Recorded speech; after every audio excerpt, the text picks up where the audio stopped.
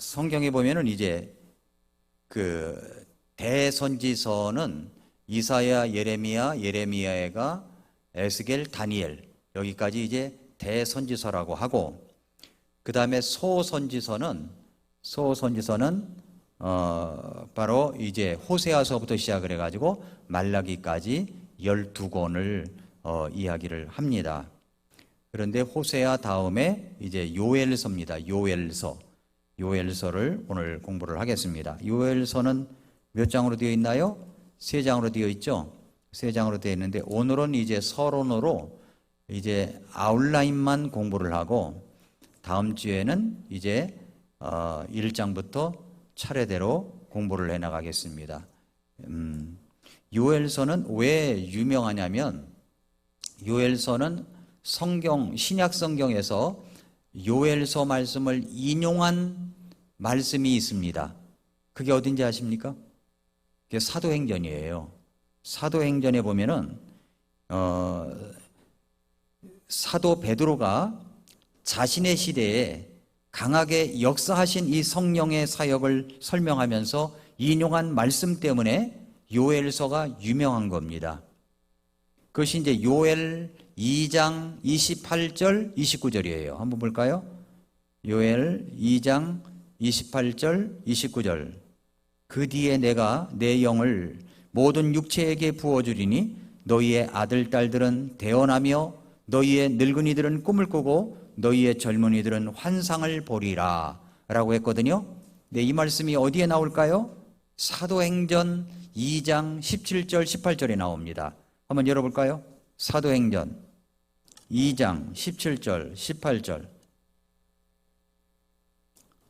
사도행전 2장 17절 18절.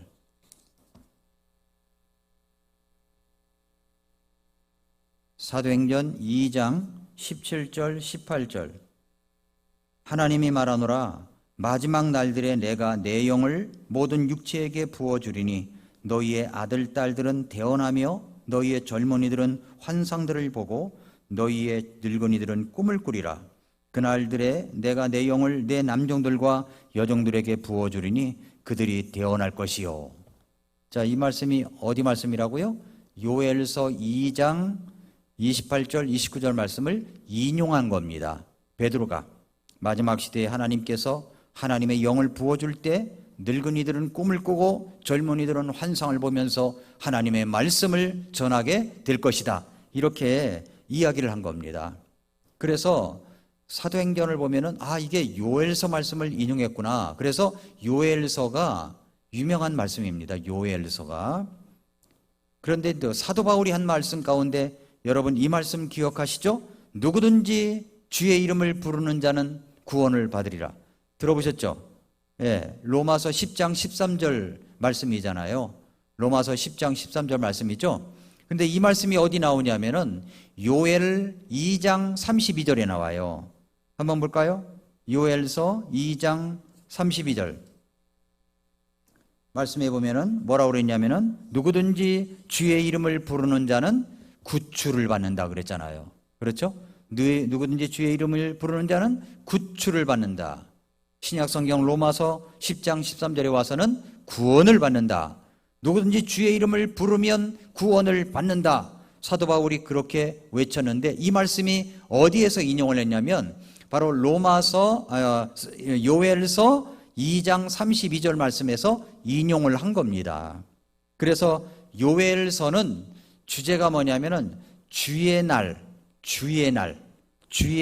중심 주제로 삼아 전개되고 있습니다. 주의 날.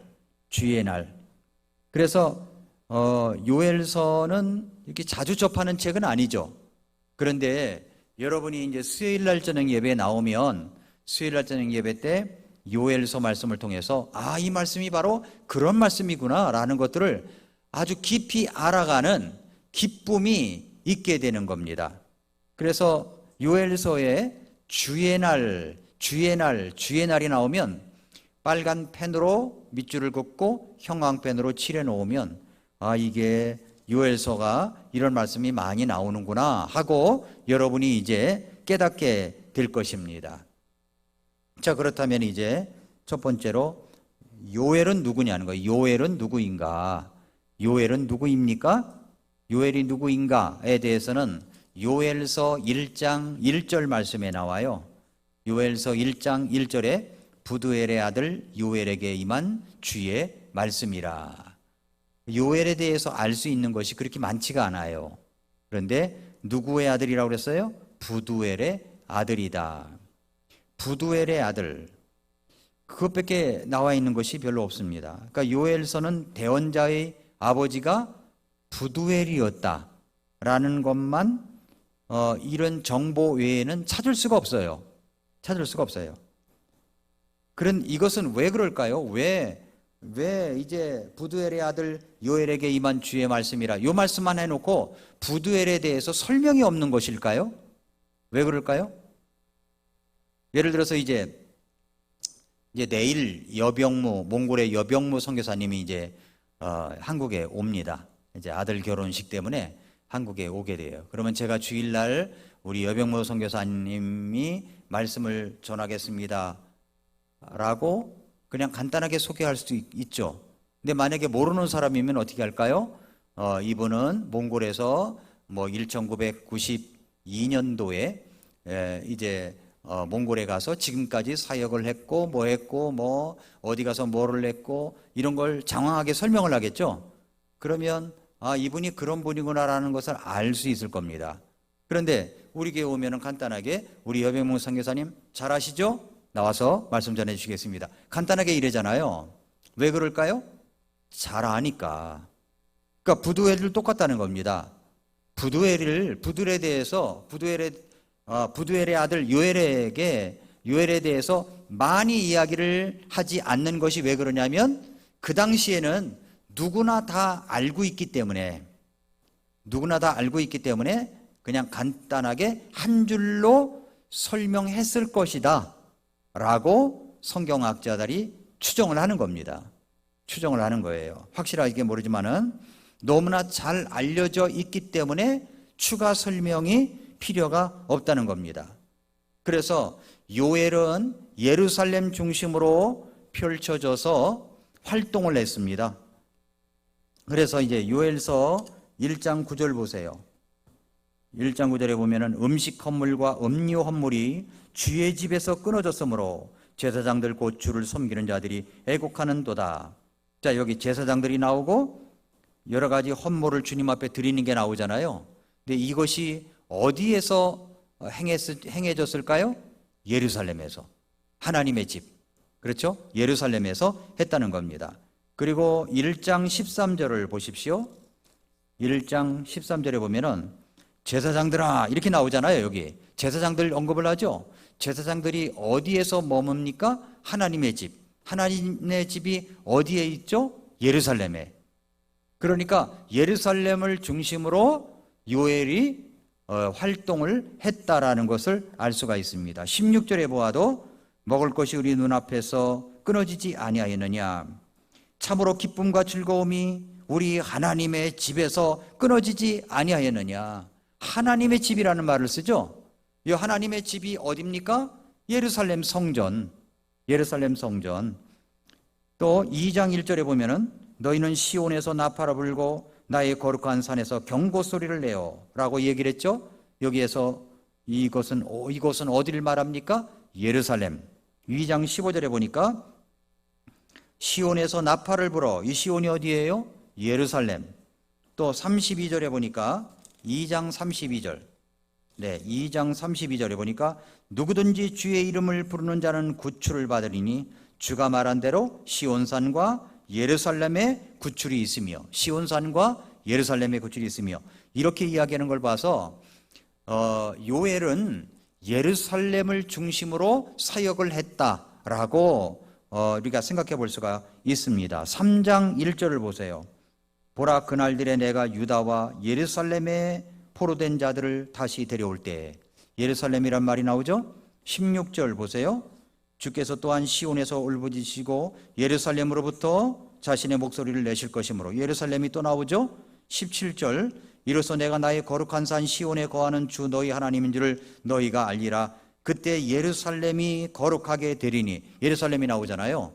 그러니까 이것을 보아서 요엘은 예루살렘을 중심으로 사역을 한 사람이다. 요엘에 대해서 알 수 있는 것이 바로 이 정도입니다. 자, 그런데 요엘은 어떤 뜻이 있냐면 이름의 뜻이 있습니다. 아까 우리 임마누엘 우리 형제님께서 오자마자 자기 이름을 소개했습니다. 하나님이 우리와 함께 계신다는 뜻을 갖고 있다고 이러면서 임마누엘이라고 소개를 하시는데, 이름의 뜻이 각있죠. 요엘은 무슨 뜻입니까? 요엘은 여호와는 나의 하나님이시다라는 뜻이에요. 여호와, 하나님은 주는 나의 하나님이시다 라는 뜻을 갖고 있습니다. 여호와는 나의 하나님이시다. 요엘이 그런 뜻이에요. 그러니까 요엘의 이름은 경건한 이름을 갖고 있는 겁니다. 경건한 이름을. 그리고 그러면 요엘서의 저자는 누굴까요? 저자는 누굴까요? 기자가 있고 저자가 있죠. 기자는 기록한 사람이고 저자는 지은 사람입니다.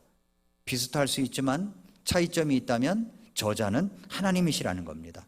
왜냐하면 요엘서 2장 27절을 보면은 이로써 내가 이스라엘의 한가운데 있다는 것과 내가 주 너희 하나님이며 다른 자가 없다는 것을 너희가 알리라. 내 백성이 결코 수치를 당하지 아니하리라.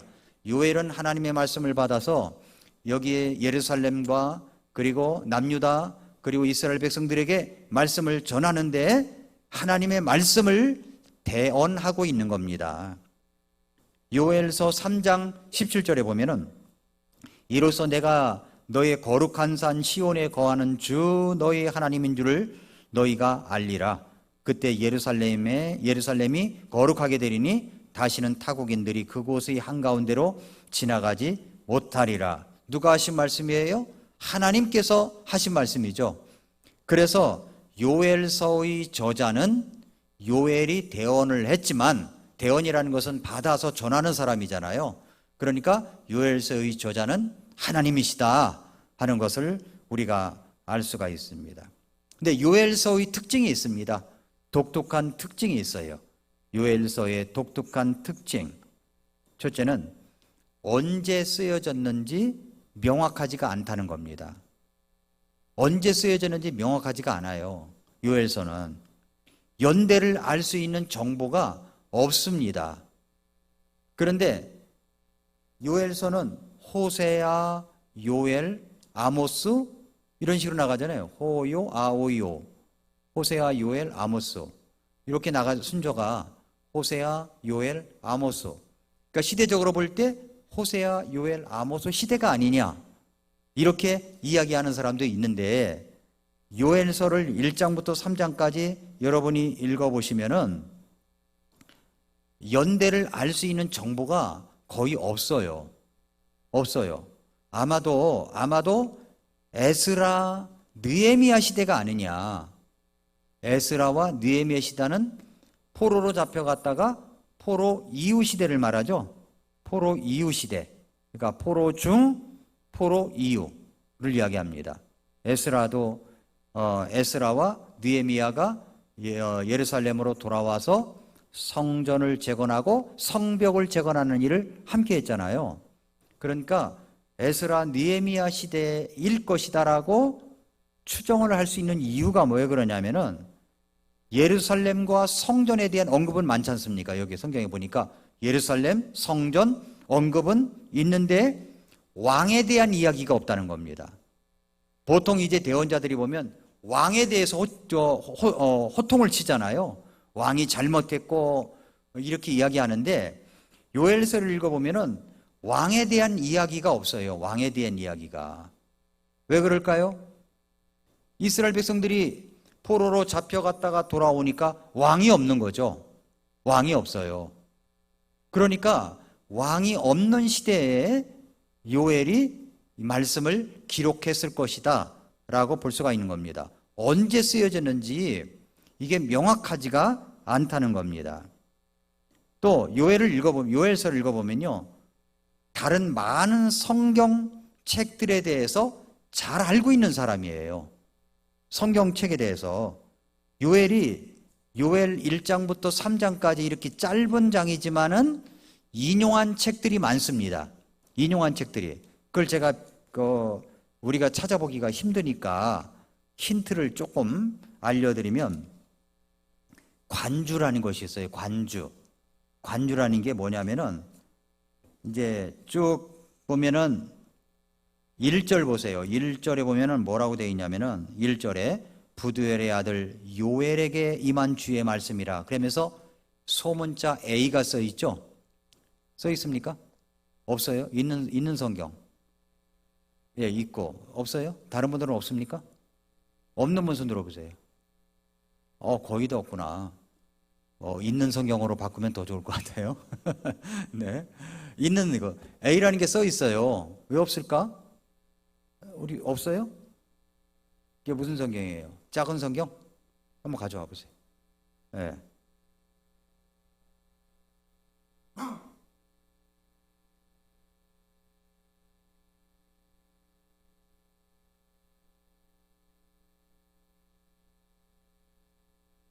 작은 성경에는 관주가 없네요. 작은 성경에는. 큰 성경이 있습니까? 거기도 없어요? 거기 무슨 성경이죠? 스터디 성경이에요? 스터디 성경. 큰 글자 성경? 큰 글자 성경도 없어요. 큰 글자 성경인데 큰 글자로 나와야 되는데 그게 없어요. 예, 아유, 미안합니다. 이거 제가 지은 건 아니지만은, 네. 이제 관주라는 게 있거든요. 거기에. 그러면은 이제 관주 밑에 A, B, C, D 이게 나와요. 그러면 인용한 것을 어디에다 인용했는가라는 것을 알 수 있는 힌트가 있어요. 그런데 요엘이 인용한 책들이 많습니다. 아모스서를 인용했어요. 아모스. 한번 거기다 써놓으세요. 아모스. 또 이사야서 말씀도 써냈습니다. 나훔, 스바냐, 또 에스겔, 오바디아, 말라기, 거기에다가 모세오경을 25번이나 언급을 했다는 겁니다. 모세오경을 25번이나 언급했어요. 그러면 여러분 성경책에 보면은 요엘 해가지고 1장 1절 위에 박스된 그 안내서가 있죠. 그건 다 있으시죠? 거기에 보면은 뭐라고 되어 있냐면은 이름 쭉 읽어보면은 요엘은 이 짧은 글에서 모세오경을 25번 25회나 언급하며 특별히 사도행전의 오순절과 관련 있는 것을 대언했다라고 되어 있죠. 그러니까 이 요엘서는 25번이나 출애굽기를 인용했다는 겁니다. 그리고 특별히 사도행전의 오순절과 관련 있는 것을 대언했습니다. 요엘서가. 자, 또 특별히 또 요엘은 이스라엘을 어떤 특정한 죄로 비난하지를 않아요. 특정한 죄로 비난하지를 않습니다. 다른 대언자들처럼 이스라엘의 심판이 다가온다고 알리지만 그 이유는 언급하지 않고 있어요. 이유는 아마도 요엘은 다른 대언자들의 대언을 듣고 이미 심판에 대하여 모든 백성들이 잘 알고 있다고 생각되기 때문인 것 같이 생각이 듭니다. 이미 다른 대언서들을 읽었다고 가정하고 그리고서 이제 요엘이 이야기하는 거죠. 그래서 이제 요엘서의 주요 특징이 있습니다. 요엘서의 주요 특징을 보면은 4가지가 사실이 강조되고 있어요. 첫째는 주의 날이라는 말이 반복해서 나옵니다. 그래서 여러분이 이제 오늘 집에 돌아가시면 요엘서를 읽을 때 주의 날 있으면 표시를 해 두십시오. 그러니까 성경책은 깨끗하게 보는 게 아닙니다. 그러니까 성경책은 거기에다가 이제 밑줄도 긋고 형광펜도 칠하고 그때 메모도 하고 그렇게 보는 겁니다. 주의 날. 그 다음에 두 번째 주의 날을 묘사한 내용이 나오고요. 그리고 사도들에게 중요한 문서입니다. 이 요엘서가. 그리고 회개의 중요성을 강조하고 있습니다. 자, 그러면 첫째 주의 날을 강조하는데 요엘서 2장 1절과 2절을 보십시오. 요엘서 2장 1절. 너희는 시온에서 나팔을 불고 너희 거룩한 산에서 경고 소리를 내어 그 땅의 모든 거주민들이 떨게 하라. 이는 주의 날이 오기 때문이니라. 여기 주의 날이 나오죠? 그럼 표시해 두어야죠. 주의 날이 오기 때문이라. 그날이 무슨 날이에요? 주의 날이죠? 주의 날. 이 주의 날은요, 심판의 날입니다. 여기서 말하는 것이 그날이 매우 가까이 왔으니, 곧 주의 날이 어떤 날이냐면 2절에 그 상황을 어떤 날인가를 묘사하는 것이 2절입니다. 뭐라고 그랬어요? 곧 어둡고 캄캄한 날이요 구름이 끼고 짙은 어둠이 덮인 날이라.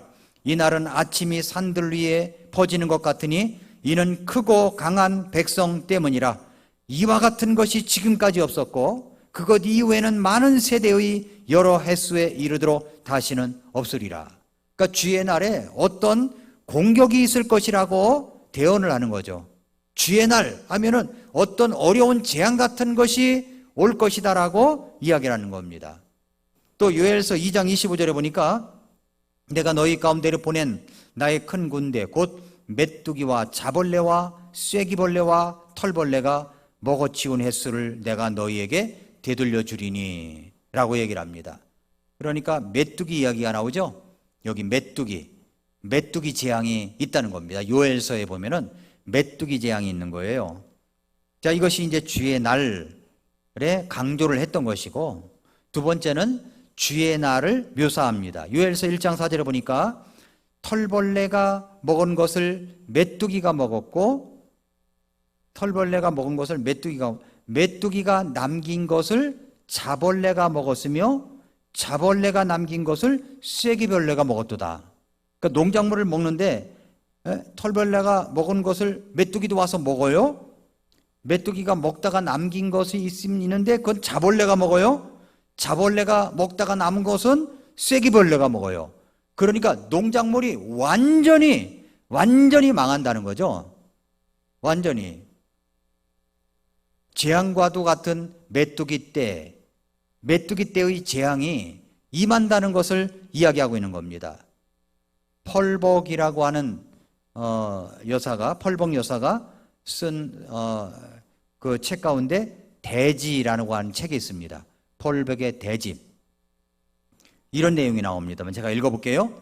남쪽 하늘에 검은 구름처럼 지평선 위에 걸려있더니 이윽고 부채꼴로 퍼지면서 하늘을 뒤덮었다. 세상이 온통 밤처럼 캄캄해지고 메뚜기들이 서로 부딪히는 소리가 천지를 진동했다. 그들이 내려 앉은 곳은 잎사귀는 볼 수 없고 모두 졸지에 황무지로 돌변했다. 아낙네들은 향을 사다가 지시님께 도움을 청하는 기도를 올렸고 남정네들은 밭에 불을 지르고 고랑을 파며 장대를 휘두르며 메뚜기 떼와 싸웠다라고 얘기를 합니다. 이런 재앙이 실제로 중국에도 얼마 전에도 일어났었어요. 메뚜기 떼의 재앙이 무서운 겁니다. 메뚜기 떼의 습격은 농작물에 아주 치명적인 거죠. 지금도 메뚜기 재앙이 일어나고 있죠. 근데 이렇게 메뚜기 재앙이 일어났던 곳이 어디일까요? 성경에 어디일까요? 메뚜기 재앙이 어디서 일어났죠? 책 이름 대보세요. 출애굽기. 그렇죠? 출애굽기에서 일어났잖아요. 메뚜기의 재앙. 그 재앙이 일어났어요. 10가지 재앙 중에 8번째 재앙이 메뚜기 재앙이에요. 메뚜기 재앙. 그 메뚜기 재앙이 지금도 사람들이 잘못하면 그렇게 하나님께서 벌레를 준비시켜가지고 메뚜기를 준비시켜서 휩쓸 수가 있다는 겁니다. 갑자기. 주의 날을 묘사하는 거예요. 주의 날이 어떤 날이냐? 메뚜기 재앙이 와서 농작물을 다 갉아먹는 것처럼 주의 날이 오면 나만 아는 게 없다는 겁니다. 그것을 이야기하는 거예요. 그리고 이제 세 번째, 사도들에게 중요한 문서다라고 그랬죠? 사도행전 2장에서 베드로가 인용한 말씀이 요엘서라고 그랬습니다. 처음에 말씀드렸죠? 베드로가 설교하면서 요엘서 말씀을 인용했습니다. 내가 내 영을 모든 육체에게 부어주리니 너희의 아들 딸들은 대언하며 너희의 늙은이들은 꿈을 꾸고 너희의 젊은이들은 환상들을 보리라 라고 했습니다. 로마서 10장 13절에도 그랬죠? 누구든지 주의 이름을 부르는 자는 구출을 받는다, 구원을 받는다 라고 했습니다. 이렇게 사도들이 이제 인용한 말씀입니다. 사도들에게 중요한 말씀이기도 했습니다. 그 다음에 네 번째는 회개의 중요성을 이야기합니다. 회개. 요엘서 2장 12절부터 14절까지 보면 주께서 이르시되 그러므로 너희는 이제 또한 금식하고 슬피 울며 애곡하면서 너희 마음을 다하여 내게 돌아오라 하시나니 너희 옷을 찢지 말고 너희 마음을 찢으며, 자, 너희 옷을 찢지 말고 마음을 찢으며 주 너희 하나님께로 돌아설지어다 그랬죠. 왜 여기서 옷을 찢지 말고 마음을 찢어라 라고 했을까요? 옷을 찢는 일은요 흔하게 일어났던 거예요. 사람들이 옷을 찢은 거야. 왜냐하면 그게 회개의 표시니까. 죄를 무릅쓰고 옷을 찢고 베옷을 입고 하나님 앞에 엎드려 대성통곡하며 기도한 모습들 성경에 종종 발견하지 않습니까? 그런데 여기 보니까 옷을 찢지 말고 마음을 찢어 라고 하는 것은 형식적으로 사람들이 옷 찢는 일이 많았던 겁니다. 그러니까 요엘은 뭐라 하냐면 옷을 찢지 말고 마음을 찢어야 된다. 마음이 하나님께로 회개가 돼야지 회개한 표시다 라고 해가지고서 옷만 찢는 흉내를 내면 그게 무슨 소용이 있느냐 하는 겁니다. 마음을 찢으라는 거예요. 마음을 찢고 하나님께 돌아오라 라고 하는 겁니다. 왜 그럴까요? 왜 그렇게 회개하라고 했습니까? 하나님은요 은혜로우시고 긍휼이 많으시며 분노하기를 더디하시고 큰 친절을 베푸사 해악에 대해 뜻을 돌이키신다고 했습니다.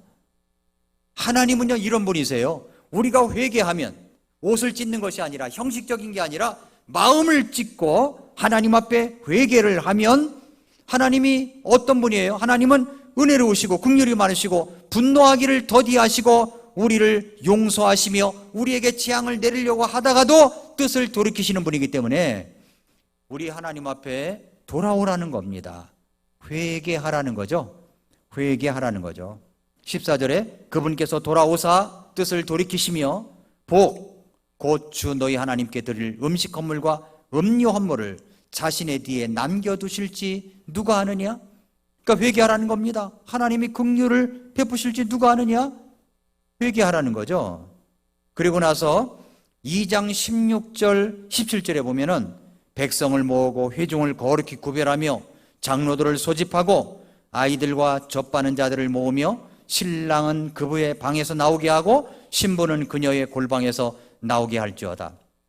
제사장들 곧 주를 섬기는 자들은 주랑과 제단 사이에서 울면서 이르기를 오 주여 주의 백성을 용서하옵소서. 주의 상속 백성을 지옥에 내주지 마시고 이교도들이 그들을 다스리지 못하게 하옵소서. 어찌하여 저들이 백성 가운데서 그들의 하나님이 어디 있느냐 하고 말해야 하리이까 할지어다.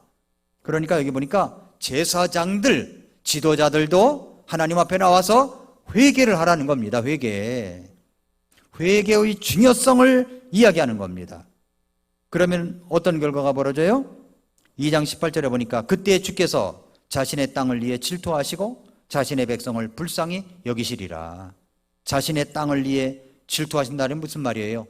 하나님의 거룩한 땅, 가나안 땅이 외국인에 의해서 침범을 받아가지고 더럽혀지는 것을 보시지 않는다는 겁니다. 질투하신다는 말이. 그러면서 자신의 백성을 불쌍히 여긴다라고 했습니다. 이 말씀이 바로 요엘서의 터닝 포인트가 됩니다. 요엘서의 터닝 포인트가 뭐예요? 회개입니다. 회개의 중요성을 이야기합니다. 그렇게 회개하면 하나님께서 메뚜기 떼의 피해를 입었지만은 그 피해를 보상해 주시겠다고 이야기하는 겁니다. 피해를 입었지만 보상해 주신다는 거예요. 우리가 잘못해가지고 하나님 앞에 여러 가지 잘못해서 이제 잘못에 대한 대가를 치릅니다. 내 하나님 앞에 회개를 해요. 잘못했습니다. 용서해 주세요 하면 하나님께서 뜻을 돌이키시고 용서해 주시면서 그 피해를 입었던 것을 보상해 주신다는 말씀입니다. 놀라운 말씀이죠. 그러니까 회개가 너무 중요한 겁니다. 회개가. 그렇게 회개하면 하나님께서 메뚜기 떼의 피해를 보상해 주시겠다고 한 것입니다. 하나님께서 그렇게 해주시는 이유가 무엇 때문이라고요? 요엘서 2장 13절에 나와 있잖아요. 그 이유가 그분은 은혜로우시고 긍휼이 많으시며 분노하기를 더디하시고 큰 친절을 베푸사 그 해악에 대해 뜻을 돌이키신다라고 말씀을 하고 있는 것입니다. 하나님은 은혜로우시고 긍휼이 많으신 분이세요. 분노하기를 더디하세요. 큰 친절을 베푸세요. 해악에 대해서 뜻을 돌이키세요. 어떻게 하면? 회개하면 그렇다는 겁니다. 우리에게도 언제나 회개할 기회를 주시는 하나님을 찬양해야 되는 겁니다. 자, 이렇게 봤고요.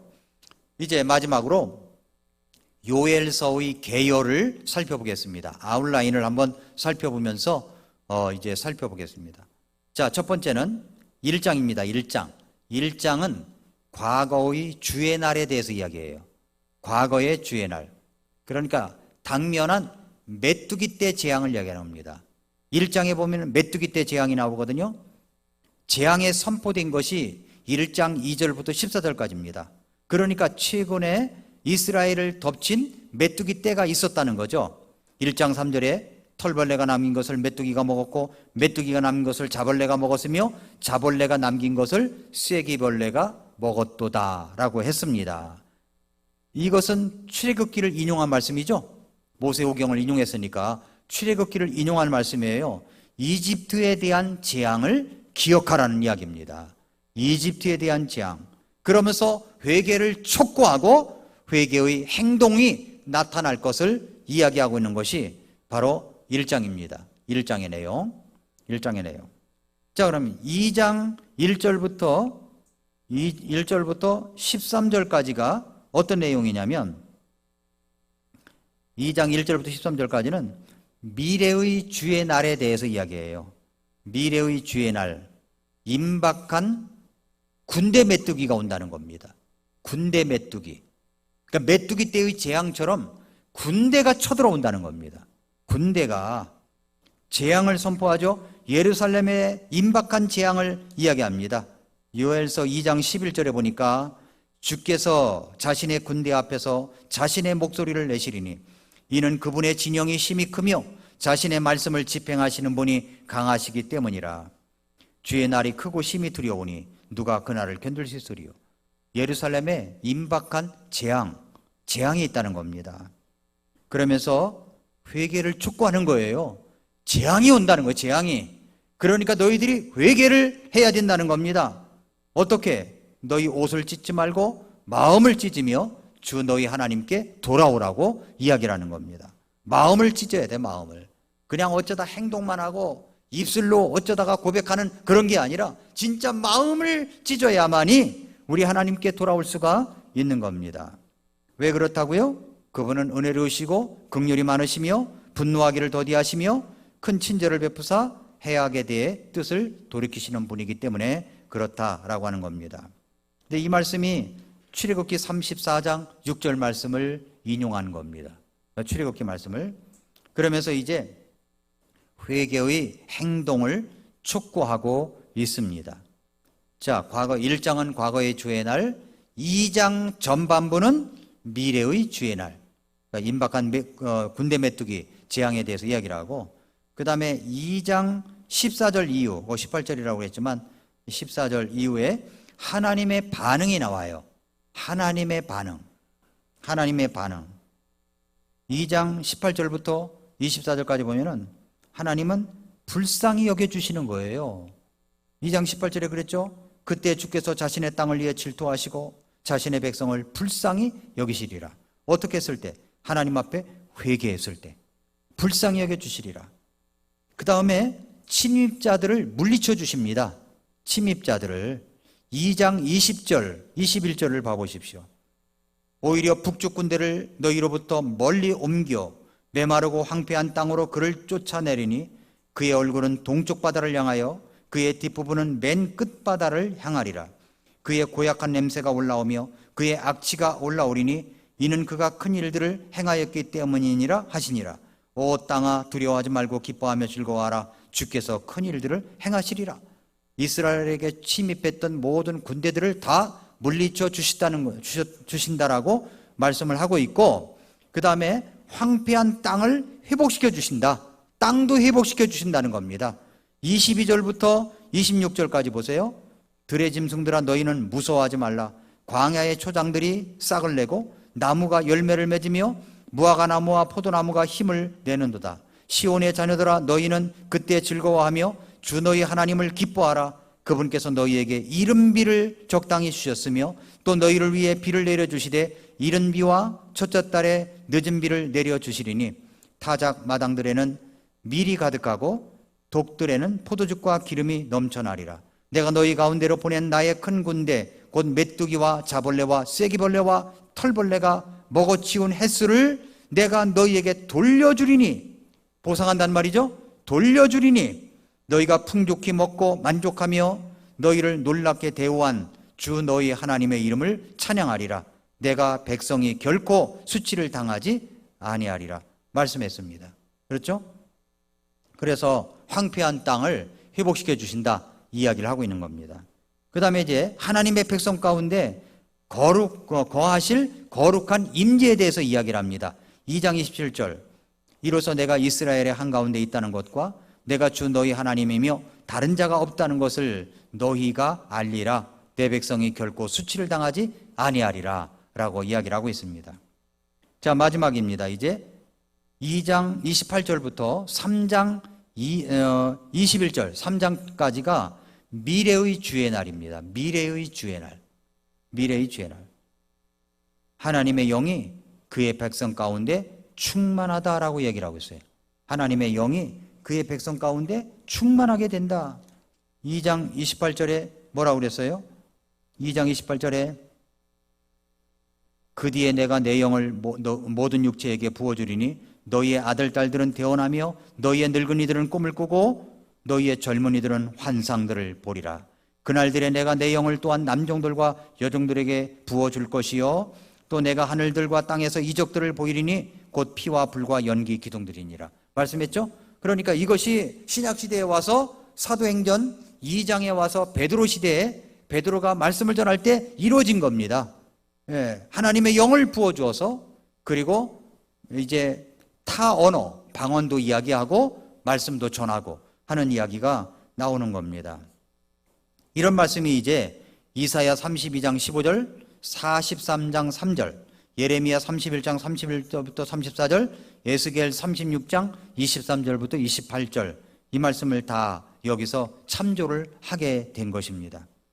자, 그 다음에 하나님께서 열방 가운데 악을 대적하신다 하는 이야기가 3장 1절부터 16절까지 미래의 일을 이야기하는 거예요. 미래의 일을. 앞으로 일어날 일들에 대해서. 자세한 것은 이제 여러분이 강해를 해나가면서 말씀을 드리고요. 그리고 이제 온 창조 세계가 회복이 된다. 3장 17절부터 이제 거룩한 산 시온에 거하는 주 너희 하나님인 줄을 너희가 알리라. 그때 예루살렘이 거룩하게 되리니 다시는 타국인들이 그곳의 한가운데로 지나가지 못하리라 말씀하고 있죠. 마지막 날에 이런 일, 놀라운 일들이 일어나게 된다는 겁니다. 그래서 1장부터 2장 전반부까지는 이스라엘의 죄가 불러온 재앙에 대해서 이야기합니다. 이스라엘의 죄가 불러온 재앙. 그리고 2장 중반은 하나님의 자비로 인한 소망에 대해서 이야기하고 있고 2장 후반부터 3장까지는 과거의 사건들을 통한 미래의 모습을 이야기하고 있는 겁니다. 그래서 주의 날이라는 말이 나오면 이게 심판의 날이다 라고 하는 것을 생각하고 밑줄을 그어 놓으시면 성경을 좀 더 깊이 여러분이 공부하게 될 것입니다. 과거에 하나님께서 자기 백성을 구하고 악을 대적하신 일들이 있습니다. 미래에도 하나님께서 악을 물리치시고 온 세상을 구원하실 때 이런 모든 일들이 이제 일어나게 될 것입니다. 요엘서는 이제 메뚜기 떼 재앙을 생각하면 됩니다. 메뚜기 떼 재앙. 메뚜기 떼가 실제로 농작물을 갉아먹듯이 하나님의 재앙이 임하게 되면은 남아나지를 않는다는 것을 이야기를 하고 있습니다. 어떻게 이런 모든 곳에서 우리가 회복될 수 있어요? 회개하면 됩니다. 왜요? 하나님은 은혜로우시고 자비로우시며 노하기를 더디하시며 우리를 불쌍히 여기시는 분이시기 때문에 우리가 하나님 앞에 회개하면 하나님께서 돌이켜 주시는 것입니다. 회개는 두 가지가 있어요. 첫째는 구원 얻는 회개가 있습니다. 구원받기 위해서는 반드시 회개가 있어야 됩니다. 회개. 그 다음에 또 하나의 회개는 뭐냐면 우리가 살아가면서 일상으로 짓는 죄, 구원받은 하나님의 자녀들이 짓는 죄가 있습니다. 이런 죄들을 하나님 앞에 보통 자백한다고 표현도 하지만 회개한다고 표현을 하기도 합니다. 그래서 요엘서를 통해서 하나님의 자비가 은혜로우시며 얼마나 긍휼이 크신가를 우리가 깨닫고 요엘서를 더욱더 묵상하시길 바랍니다. 요엘서는 석장밖에 안 되기 때문에 여러분이 수요일날 예배에 조금만 더 일찍 오셔서 한 10분만 일찍 오셔서 이제 요엘서만 읽어도 한 번 더 읽게 됩니다. 그러면 여러분이 요엘서 강해를 이제 몇 번에 걸쳐서 할 텐데 요엘서를 수없이 이제 여러분이 알 수 있게 되고 더 깊게 알 수 있게 됩니다. 그래서 성경책에다 꼭 여러분이 메모를 하시고 밑줄 그시고 형광펜을 칠해 놓으십시오. 그래야 다음번에 읽을 때 기억이 날 수가 있고 더 깊이 공부할 수가 있기 때문에 그렇습니다. 오늘은 여기까지 하겠습니다. 같이 기도하겠습니다.